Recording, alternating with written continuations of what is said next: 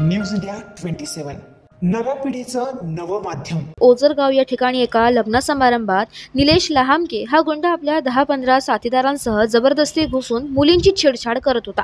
ही बाब इतर नातेवाईकांना समजताच त्यांनी यांना रोखले असता ओझर डांबरवाडी येथून आलेल्या निलेश लहामके याच्या साथीदारांनी वराडी मंडळीवर दगडफेक करण्यास सुरुवात केली। या दगडफेकीत काही युवक जखमी झाले असून त्यांना शासकीय जिल्हा रुग्णालयात नाशिक येथे उपचारासाठी दाखल करण्यात आले। या बाबतीत ओझर पोलीस स्टेशन येथे कळविले असता ओझर पोलिसांनी घटनास्थळी दाखल होत निलेश लहामके या गुंडाला पकडण्याचा प्रयत्न केला, परंतु तो अंधाराचा फायदा घेत त्याच्या हातावरून तुरी देऊन तिथून फरार झाला।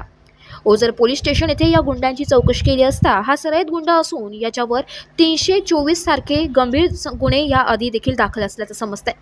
जिल्हा नाशिक शासकीय रुग्णालयात हा गुंड रात्री 11:30 वाजेच्या सुमारास विरोधकांना संपवण्याच्या उद्देशाने आपल्या साथीदारांसह घुसून दहशत माजवत असताना जिल्हा शासकीय रुग्णालयातील सुरक्षा रक्षकांनी त्याला पकडले व सरकारवाडा पोलीस स्टेशनला कळून त्यांच्या ताब्यात दिले। परंतु या गुंडावर सरकारवाडा पोलिसांनी काय कारवाई केली याबाबत सरकारवाडा पोलीस स्टेशनचे वरिष्ठ पोलीस निरीक्षक आव्हाड साहेब यांच्याकडे 2दा चौकशी केली असता त्यांनी कोणत्याही प्रकारची माहिती दिलेली नाहीये।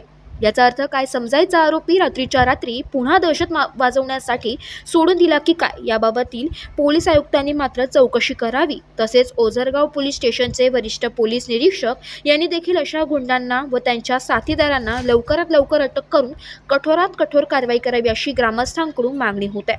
News India 27 Marathi, Nashik.